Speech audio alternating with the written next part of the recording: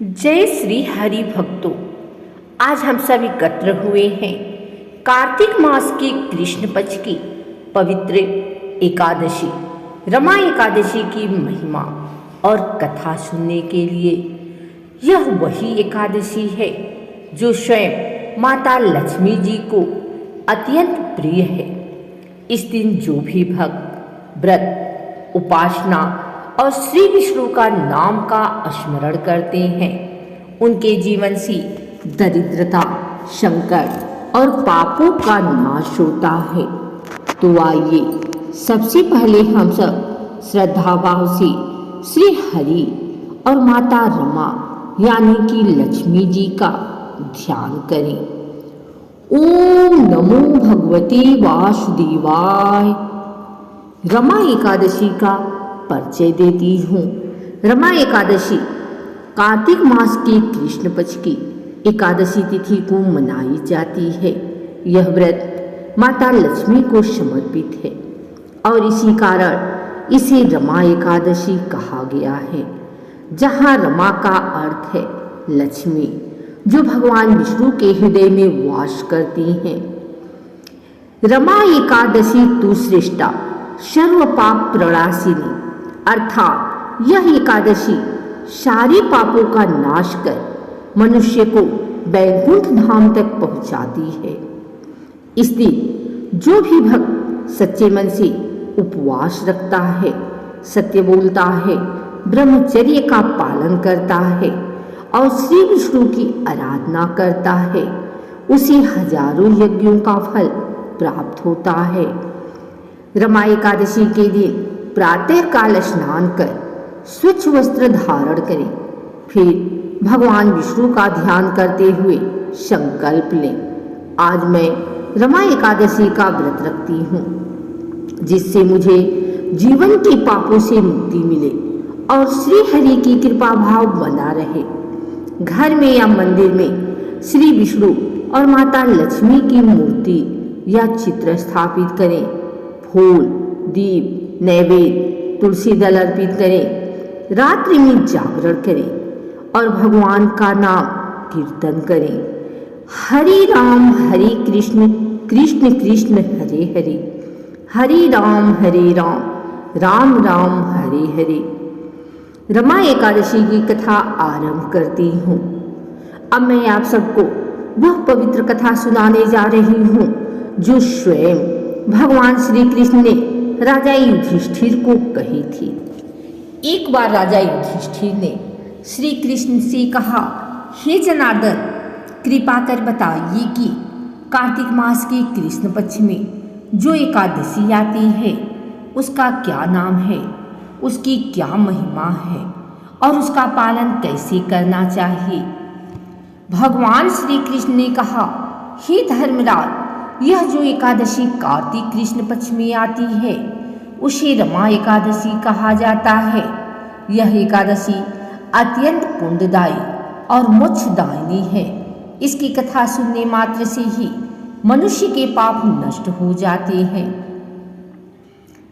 राजा मुचुकन और चोरों का प्रसंग आता है। प्राचीन समय में एक प्रसिद्ध राजा हुए मुचुकन। वे बड़े धर्मात्मा और सत्य प्रिय थे। उनका राज्य विशाल था, परंतु एक बात उन्हें सदा खटकती थी कि उनके नगर में चोरी बहुत बढ़ गई थी। एक दिन उन्होंने निश्चय किया कि स्वयं रात्रि में नगर का भ्रमण करेंगे। वे वेश बदलकर निकले, हाथ में तलवार, सिर पर कपड़ा बांधकर वे अंधेरी गलियों में घूमने लगे। थोड़ी ही देर में उन्होंने देखा कुछ चोर राजा की महल की ओर जा रहे हैं। राजा ने पूछा, भाइयों, इतनी रात में कहाँ जा रहे हो? चोर बोले, अरे भाई, तू कौन है? राजा बोले, मैं भी तुम्हारी तरह अपनी रोजी कमाने जा रहा हूँ। चोरों ने सोचा यह भी हमारा साथी होगा। उन्होंने उसे अपने साथ ले लिया। रात्रि के समय वे सब राजमहल में पहुंची और सोने चांदी का सामान चुराने लगे। राजा मुचुकुंद ने सोचा, यदि मैं अब इन्हें पकड़वाऊंगा तो इनकी मृत्यु निश्चित है, इससे अच्छा होगा कि मैं इन्हें अपने कर्म का फल भोगने दूं। सुबह होते ही सैनिकों ने उन चोरों को पकड़ लिया। सबको मृत्युदंड दिया गया, पर राजा के आदेश से एक चोर को छोड़ दिया गया, क्योंकि उसने पश्चाताप व्यक्त किया था। वह चोर भय से भागते भागते एक ऋषि के आश्रम में पहुंचा। ऋषि ने पूछा, वत्स, तू इतना भयभीत क्यों है? चोर रोने लगा और बोला, महाराज, मैं अपराधी हूँ। जीवन भर पाप किए, चोरी की, धोखा दिया, अब मृत्यु का भय सता रहा है। कृपया कोई उपाय बताइए जिससे मैं पाप मुक्त हो जाऊं। ऋषि बोले, वत्स, यदि तू सच्चे मन से प्रायश्चित करना चाहता है तो कार्तिक मास की कृष्ण एकादशी, रमा एकादशी का व्रत कर। इस व्रत के प्रभाव से तुझे अपने सारे पापों से मुक्ति मिलेगी। चोर ने नतमस्तक होकर व्रत करने का संकल्प लिया।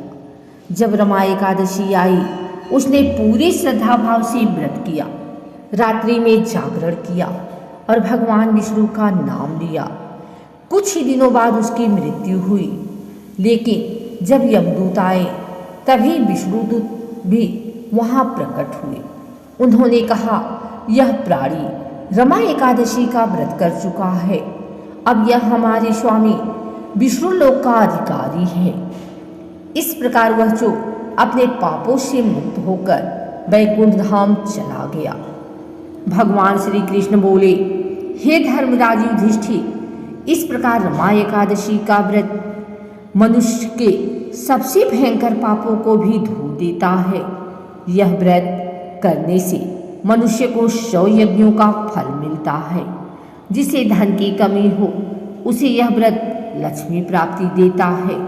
जो दाम्पत्य जीवन में कलह का अनुभव करता है उसे यह व्रत सुख और शांति प्रदान करता है। रमा एकादशी का व्रत केवल सांसारिक लाभ के लिए नहीं बल्कि आत्मिक शुद्धि के लिए भी किया जाता है। जो व्यक्ति पूरी मन से भगवान विष्णु और माता लक्ष्मी का स्मरण करता है उसके जीवन में समृद्धि, प्रेम और शांति आती है। शास्त्रों में यह भी कहा गया है कि यदि कोई व्यक्ति इस एकादशी का व्रत करता है और दूसरों को इसकी कथा सुनाता है तो उसके 7 जन्मों के पाप समाप्त हो जाते हैं। भाइयों और बहनों, इस रमा एकादशी की कथा से हमें यह शिक्षा मिलती है कि भगवान विष्णु और माता लक्ष्मी की भक्ति सच्चे मन से करने पर कोई भी पापी व्यक्ति मुक्त हो सकता है।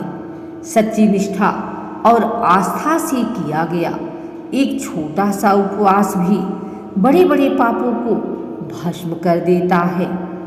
इसलिए इस एकादशी पर हम सब यह प्रण लें कि हर महीने कम से कम एक एकादशी अवश्य करेंगे।